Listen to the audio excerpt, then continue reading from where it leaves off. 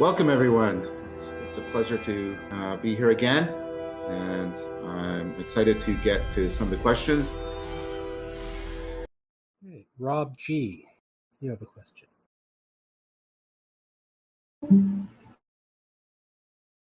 Wait, did Rob G. just pop off and... Can you guys hear? He's back. Yes, yeah, welcome. Okay, I hit the wrong button. There's too many buttons on this thing. Yeah, my question, John, kind of leads to some of the earlier points that Strawn was making. Struan, you have a question for John. Hi, John. Hi, Strawn. Good to hear from you. Yeah, it's good to hear your voice as well. Okay, so I'm just going to read this out. So the narrative practice hypothesis is based on the idea that narrative doesn't come naturally to us. It's something that we have to work at.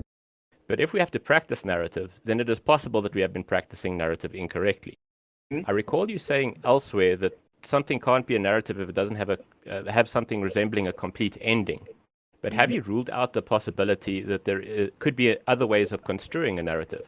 With this in mind, why isn't dialogos a practicing of the art of narrative? Yeah. So when I understand your question, and I think the intent is a very good question. I took narrative to be what had to have sort of the constituent features that Hutto argues are needed in order to perform its function. So you need character, you need plot, you need flash forward, flash back, and you need conflict resolution. There has to be a problem that requires you, at least vicariously, plugging into the distributed cognition within the story in order to solve the problem. And so I took it that two things. One thing I argued is that we shouldn't think of narrative as intrinsic to us, and you've already acknowledged that, at least as a good supposition, and that there are states in which people go trans-narrative. And I took Hutto. I'm going to evoke somebody, and I'm going to be talking to him soon. So this is not just promissory, Strawn. I'm going to actually be talking to James Carse. And I took narrative, at least the way it's classically understood, to be something like having a resolution, a denouement, a climax, and all of that, etc. And therefore to be an example of what Carse calls a finite game, where I took that some of the things that are supposed to be happening in dialogos and in related individual experiences of self-transcendence as be more an example of what Carse calls an infinite game, where you're not seeking resolution. In fact, what you're constantly doing, if you're constantly sort of trying to gradually rewrite and evolve the rules by which the game is played, because the main purpose of the game is to continue and deepen the involvement in the playing of the game. And I took dialogos to be an example of that. So that's what I was thinking. So I'm just going to say, what's a problem when you're meaning making or sense making and using kind of an information processing model or a narrative model versus what you're talking about? And then also, like, how might one use your model in a small world network more than kind of the old-fashioned regular network that we grew up in? It's good to talk to you, Rob. Likewise. Yeah, I believe I owe you some emails too. So I have not forgotten about them. So I don't think you're busy at all. So I mean, so 4E cognitive science is basically all around the way in which the standard way of understanding information processing has been the computational model, and then that and part of what's going on is the idea that smuggles in an entire Cartesian framework, and then sort of for Heideggerian and Wittgensteinian reasons, and beyond that has all come into question. And then what's replacing it is a dynamical systems model. Now, the interesting thing is one of the things that Alicia Uraro, and she's the Dynamics in Action is the book on how you sort of shift into using dynamical systems theories to understand cognition. She did explicitly, though, in that book, and I mentioned this. She did argue that narrative was actually very important, and we missed its functionality from the standard information processing, precisely and this was really interesting because her argument was not the content of narrative. She was arguing that what narrative does is actually instantiate like a dynamical system style of processing in our cognition, the part of our cognition of which we can be sort of self-aware. Because what narrative does is it gets you tracking multiple variables in a self-organizing fashion. You have the foreshadowing, the feedback, the layering, the sensitive dependence on changes in initial conditions. You have characters, which are soft. So she gives this whole very powerful argument that why narrative is so important to us. But what's interesting is it's totally different than the literary style analysis of narrative, because she was emphasizing not any of the content. She was emphasizing basically the pattern. I guess the way of putting it, you actually instantiate a kind of cognition that enables you to better track dynamical systems. And I think that actually is a more powerful way of talking about Hutto's narrative practice hypothesis. Hutto made it sort of very formulaic, although he later on also comes to reject content models. He does that in the work with Mayan. So I think if we what I really liked with Strawn was the shift to that, to trying to get a focus on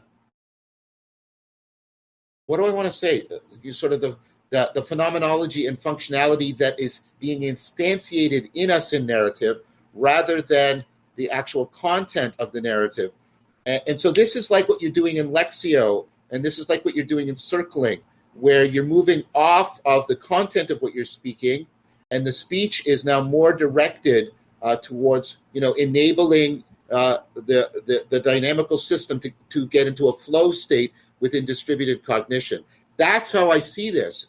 I mean, that we would start to treat narrative as something that is much more about instantiating that flow in distributed cognition that gives us, it gives us a transformative space rather than just a space in which we might be reconceptualizing or even rethinking about how we solve problems, which is what sort of standard narrative practice does. So the model I'm having in mind when I'm answering you, Rob, is when I talked about this, when people are doing Jeep form and they're sort of enacting drama and they're trying to deliberately bleed between it's like active role playing, bleed between enacting the drama and the patterns within their so-called real lives.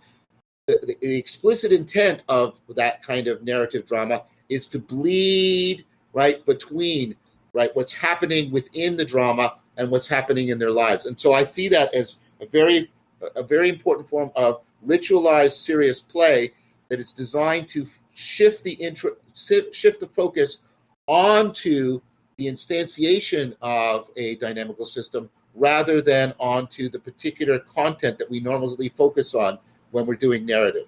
I hope that answers your question, but that's what I think is important here. Sorry, John, can I just... Say, ask a follow-up real quick. Pardon me? So, I have a follow-up? Yeah, yes. Yeah, so if in the kind of the old network, I'm just trying to find good nodes and absorb their information, or I'm trying to put out good information, like what would I do differently if I'm in this more dialectic network, or I don't know quite how to say it. You just done it. You what you do is you look for the design principles by which and the type of network that is resulting. So the model there is that, like I said, and this is why I'm doing all this work with Dan Chiappi. The way the scientists keep reconfiguring their social organization in order to manage the rovers on Mars. They've got a deliberately dynamic constantly restructuring small world network organization. So it's not just that they're connecting to the right people. They pay a lot of attention to the way in which they're connected. Like so there's an awareness of design on connection and the kind of network that is being engendered. So you're not just trying to connect to the right people. You're really trying to connect in the right way, where that means, according to the right principles, that will afford this kind of instantiation, reliable instantiation of a dynamically restructuring small world network. Sorry, John, I just wanted to quickly jump in there because this thought just occurred to me. It sounds very much to me like you're taking that you think that narrative is by default horizontal and you're trying to reappropriate it to make it address the vertical. Yes. Does that sound right? Yes, that's right. And that goes exactly to the answer to Rob, because part of that verticality is right. I'm not reducing it to this form, but part of that verticality is a meta awareness, right? A sort of metacognitive awareness of the functionality, that rather than it being transparent to you. And so exactly, it's like an exception. Yes, exactly. Rob, did that answer your follow-up question? Yeah, this was great. That gave me a lot of very abstract things to think about. Well, I get that. But the point is, you need to pair that very abstract with the stuff I'm trying to exemplify when I'm doing the dialogos with people. Yeah, no, that part makes sense perfectly, yeah. Great. That was a good, thanks, Ron. I think that was a good additional follow-up point. Thank you. Oh, my pleasure. Saruman believes that it is only great power that can hold evil in check. But that is not what I have found. I found it is the small things, everyday deeds of ordinary folk that keeps the darkness at bay. Simple acts of kindness and love. Why Bilbo Baggins? Perhaps it is because I'm afraid. It gives me courage.